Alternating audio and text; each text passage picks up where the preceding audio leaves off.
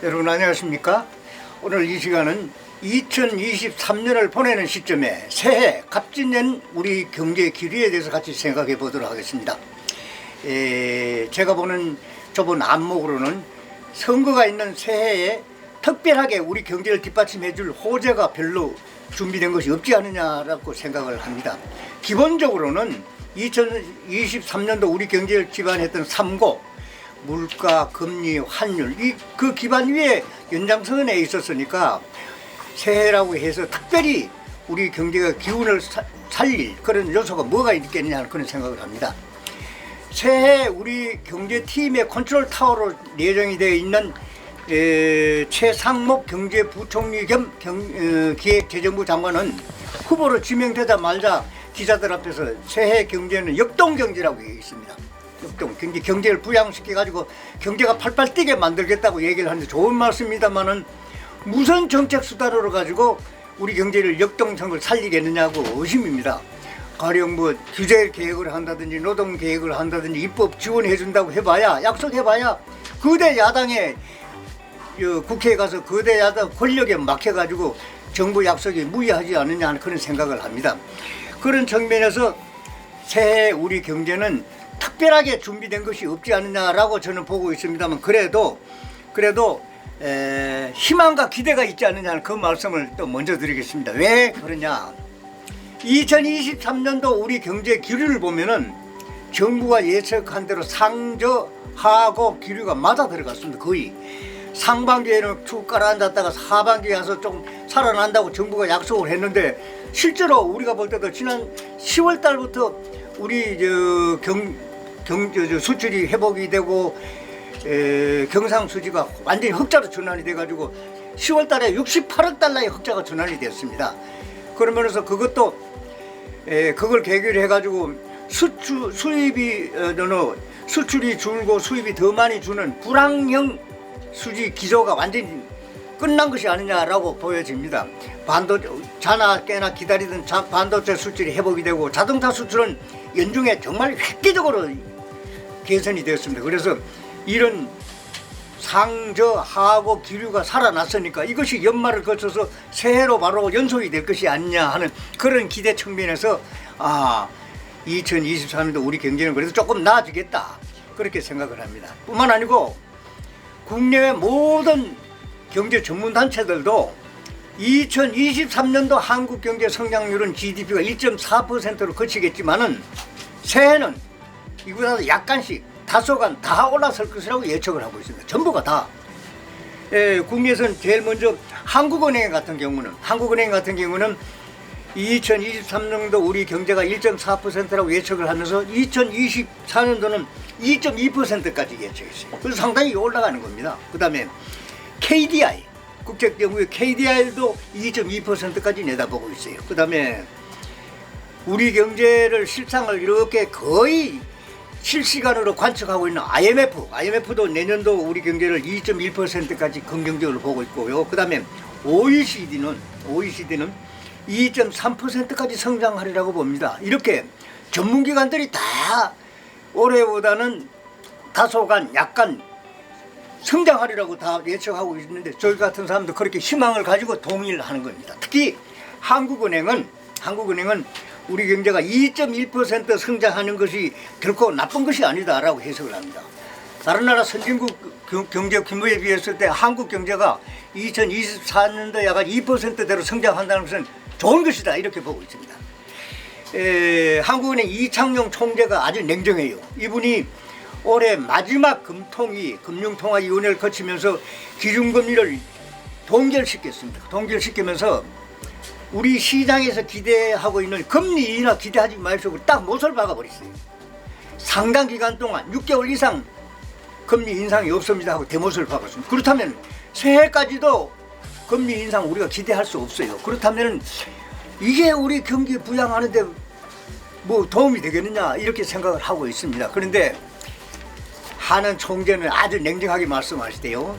경기 부양을 하겠다고 정부의 재정정책이나 한국은행의 통화정책에 기댈 것이 아니고 경제나 노동이나 이런 거 구조 개선하는 것이 그게 정론이다 이렇게 말씀을 했습니다. 그 말이 이제 원론적으로는 맞기는 맞는데 시장에서 보면은 금리 인하가 좀 절실하긴 틀림없습니다. 그런데 한국에서 상당 기간 동안 금리 인하 없다고 얘기를 하니까 내년 초에도 이건 기대할 수가 없습니다. 그런데 다만 미국의 연방준비위원회 파월 의장이 최근에 금리 인하를 논의하는 시점이라고 시사를 했습니다. 미국도 올해 대선이 있는 해지 않습니까? 그래 미국도 물가하고 고용이 문제인데 파월 의장이 금리 인하를 논의를 시작한다고 시사를 했으니까 이게 우리한테도 영향을 미치지 않겠느냐. 그러니까 한국은행도 어차피 총재가 6개월 이상 상당 기간 금리 인하 없다고 얘기를 했습니다마는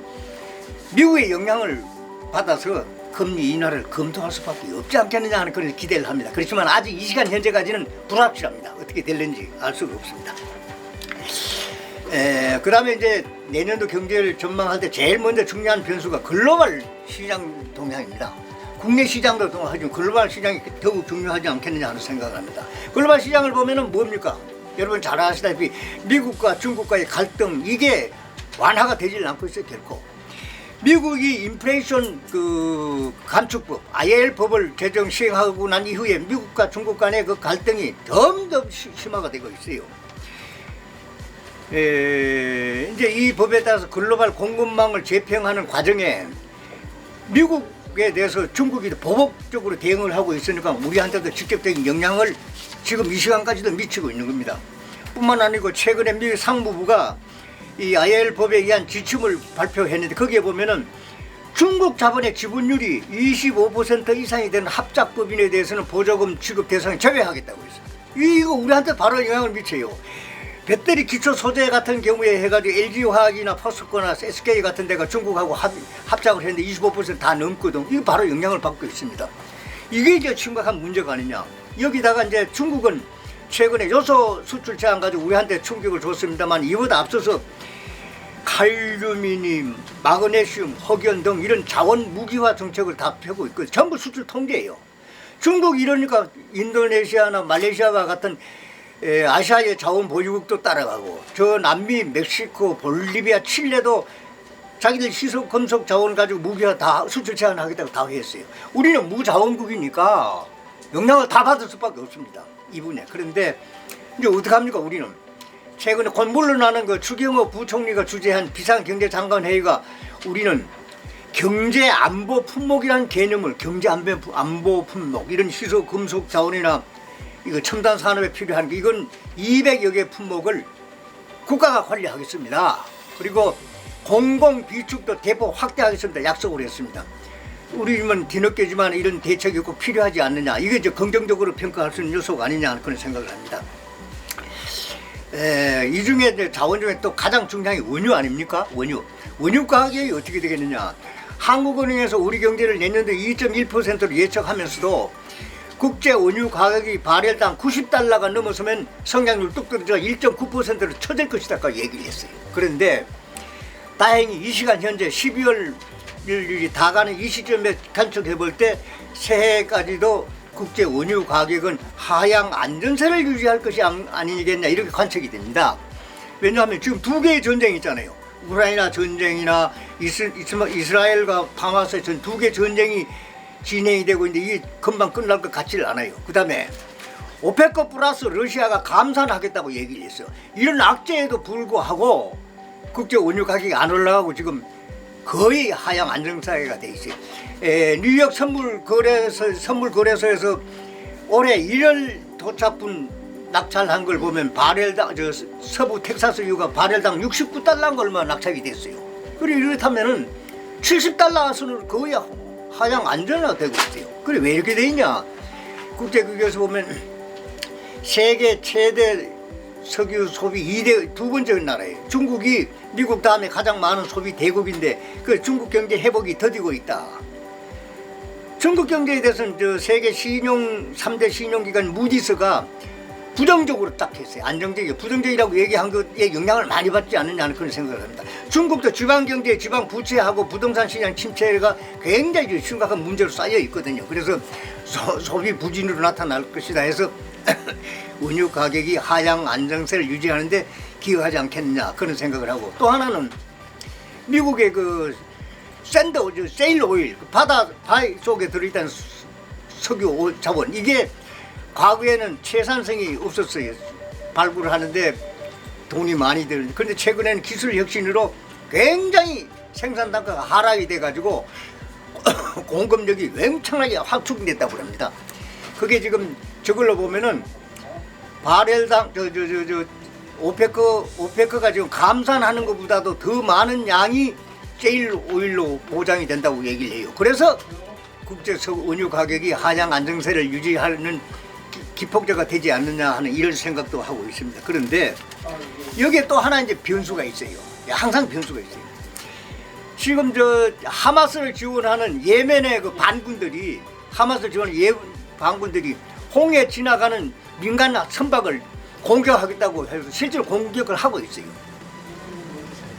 이렇게 되면 지금 서해서 운하를 국제 해운사들이 지금 홍해 운항을 중지하겠다고 성명을 했는데, 여러 개가 이게 서해서 운하를 통하지 못하고 아프리카 희망봉을 돌아서 간 다음에 거리가 9,000km가 늘어난다는 거예요. 항해 길이 9,000km. 그 다음에 소요 기간도 일주일에서 열흘이 걸린다는 거예요.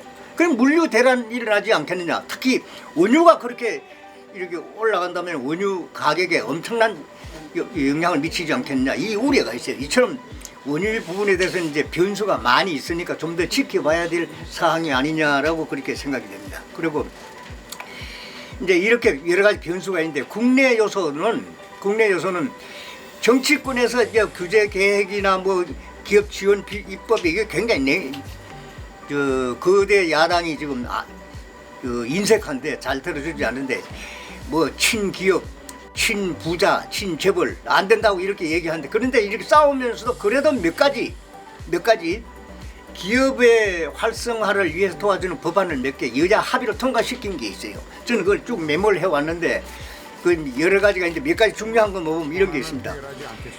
기업 구조조정 촉진법, 기초법이라고 얘기를 하는데, 그걸 또 3년을 연장하도록 합의했어요. 여기 뭐 기초법이 뭐냐 하면은, 유동성 위기로 기업이 어려워지는 그 기업이 있을 때 그때 워크아웃, 기업 개선 작업을 3년 동안 더 연장하는 겁니다.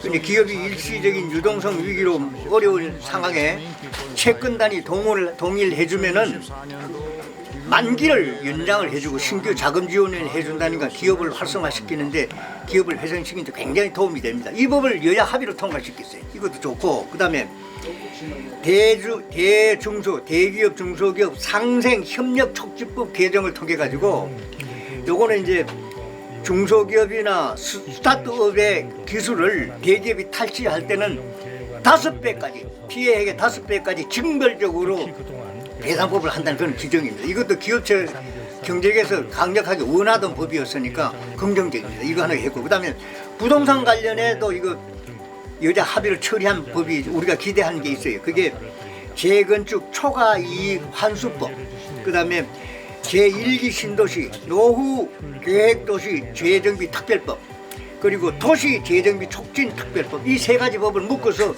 여야 합의로 통과시켰는데, 이거는 부동산 시장 활성화를 위해서는 대단히 유익한 법안이 아니냐 하는 그런 생각을 합니다. 그래서 이것도 저는 긍정적인 법안으로 평가를 하고 있습니다.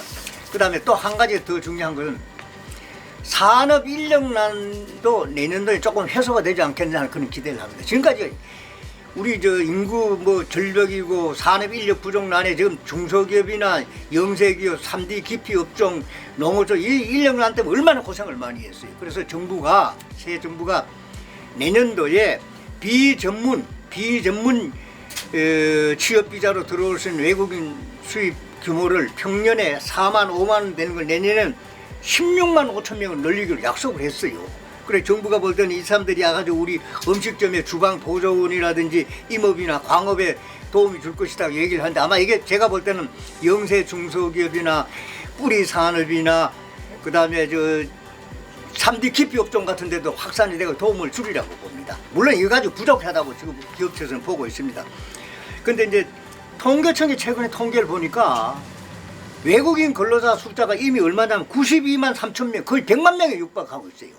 이 사람들이 이렇게 들어있는데, 이 사람들 중에 50% 이상은 월수가 200만에서 300만 원급으로 국내 근로자와 거의 비슷하더라고. 이렇게 국내 인력이 산업 인력이 부족한 사이에 외국인 근로자들이 이렇게 국내 일자리를 많이 이제 잠식하고 있어요. 잠식하고 있어도 모자라서 지금 내년도에 비전문 취업자를 많이 도입하게 돼 있는 형편입니다. 그런데 이거 다 좋아요. 불가피하다고 생각하는데, 그런데 자, 아시다시피 통계청 통계를 보면 맨날 우리 젊은 청들 중에 말이죠, 아무 일도 안 하고 구직도 포기하고 그냥 쉬었습니다 하는 응답한 사람이 몇 명으로 나왔어요. 41만 4천 명인가 얼마 나와요. 이 사람들 일자리를 만들어줘야 되지 않겠네 생각을 하는데, 정부가 내년 예산안에 보면 9,900억 그 1조 원을 들여가지고 그 사람들 단계별로 맞춤병으로 지원하겠다고 얘기했으니까 새해에는 이 사람들이 좀 일자리를 찾아서 가지 않겠느냐 하는 그런 기대를 합니다. 그 다음에 또 하나 자꾸 이 분야에서 나오는데, 통계청 통계 보면 혼자 사는 가구, 나홀로 가구 얼마로 나왔어요? 최근에 750만 2천으로 나왔어요. 750만 명 혼자 사네요. 혼자 사람 통계에서 누가 많으냐? 20대 청년이 많아요. 20대 20대 청년이 결혼도 안 하고 출산도 안 하고 직업도 구직도 포기하고 혼자 살고 있어요. 그 다음에 70대 이상 노인이 많아요. 노인들은 배우자하고 사별하고 혼자 아마 사는 것 같은데 연금 뭐 받고 이렇게 해야 되는 것 같아요.